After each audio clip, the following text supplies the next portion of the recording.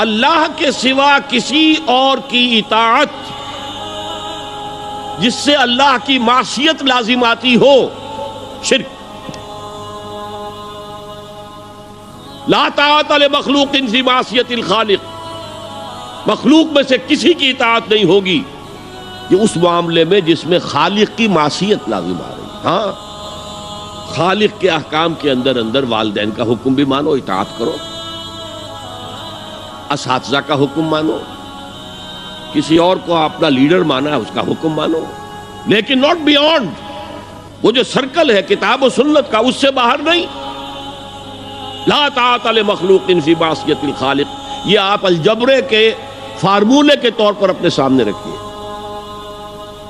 اب اسے اپلائی کیجئے، جیسے فارمولوں کے ذریعے سے پھر بڑے بڑے وہ سم جو ہے وہ حل کیے جاتے تھے سوالات۔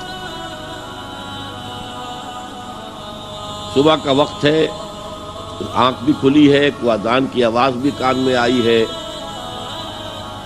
آپ کا نفس کہتا ہے ابھی سو جی۔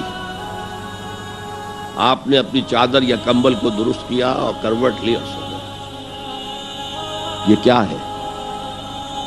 آپ نے کس کا حکم پیچھے پھینکا اور کس کا حکم مانا؟ اللہ کے حکم کو پیچھے پھینک دیا، نفس کے حکم کو آگے رکھا۔ یہ شرک، اس شرک کو جاننے والے بہت کم ہیں۔ مولانا روم نے خوب کہا تھا، نفس ما ہم کم ترس فرعون نیست لیکن ایراعون نیست۔ میرا نفس بھی فرعون سے کم نہیں ہے۔ فرعون نے کہا تھا نا، الیس لی ملک مصر وہذہ الانہار تجری من تحتی، کیا اس ملک مصر کی حکومت میری نہیں ہے؟ اور سارا جو یہ آب پاشی کا نظام ہے، انہار کا نظام ہے، وہ میرے کنٹرول میں نہیں ہے؟ جس کا چاہوں موگا کھلا رکھوں، جس کا چاہوں بند کر دوں۔ یہ تھا خدائی کا دعویٰ، انا ربکم الاعلی۔ تو مولانا روم کہتے ہیں میرا نفس بھی اس سے کمتر نہیں ہے۔ وہ کہتا یہ جسم میرا ہے، اس پر میرا حکم چلے گا، میں نہیں جانتا کون اللہ کون رسول، کیا حرام کیا حلال۔ تو فرعون سے کم تو نہیں ہے میرا نفس، لیکن ایراعون اس کی بہت مدد تھی، فوج تھی، لاؤ لشکر تھا، تو اس نے زبان سے بھی کہہ دیا کھل کر انا ربکم الاعلی۔ میں مسکین ہوں، غریب ہوں، میرے پاس کوئی طاقت نہیں ہے، میں زبان سے تو کچھ نہیں کہہ سکتا، اندر سے میرا نفس یہی کہتا۔ یہ نفس کی حکومت قرآن کہتا ہے، میں حیران ہوتا ہوں، دو جگہ یہ مضمون آیا ہے، ارأیت من اتخذ الہہ ہواہ افانت تکون علیہ وکیلا۔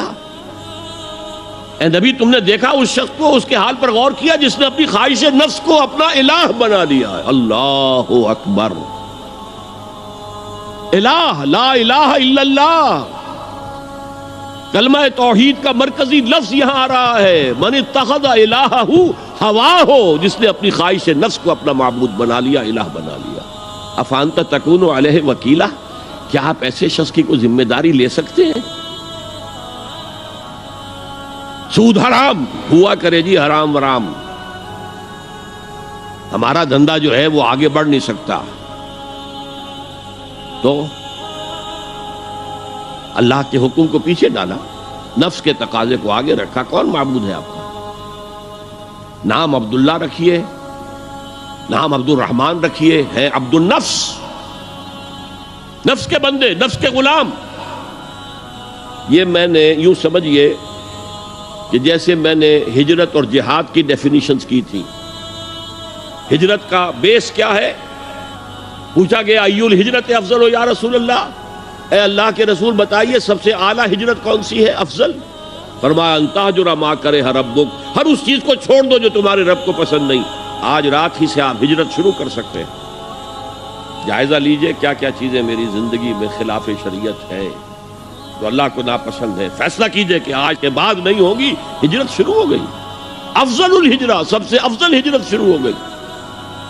لیکن ٹاپ پر لے جائیے تو یہ ہجرت جب اللہ کے دین کو قائم کرنے کی جدوجہد اس مرحلے پر آ جائے کہ اب باطل کے ساتھ ٹکراؤ ہے اور اب چاہیے کہ ساری قوت ایک مرکز پر جمع ہو جائے، ہجرت فرض کر دی گئی، وہ ہجرت گھر بار چھوڑ کر، اہل و عیال کو چھوڑ کر، اور مکے کے بھیڑیوں کے رحم و کرم پر چھوڑ کر اپنے گھر والوں کو جو لوگ ہجرت کر کے آئے، حکم تھا، ہجرت مدینہ فرض تھی، ہجرت حبشہ فرض نہیں تھی، صرف اجازت تھی کہ جن سے سختیاں نہیں جھیلی جا رہی مزید وہ چلے جائیں۔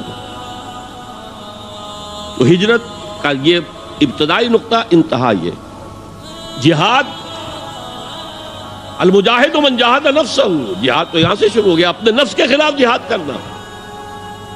صبح نفس نے کہا ابھی سو جاؤ، آپ نے نفس کی بات کو رد کیا، اپنا کمبل اٹھا کے پھینکا، اٹھے، وضو کیا، نماز کے لیے آپ مسجد چل دیے، آپ نے جہاد کیا نفس کے خلاف۔ یہ افضل الجہاد ہے، اور سب سے چوٹی اوپر یہ ہے کہ جب وہ حق و باطل کی جنگ ہو تو جان ہتھیلی پر رکھ کر میدان میں حاضر ہو جاؤ۔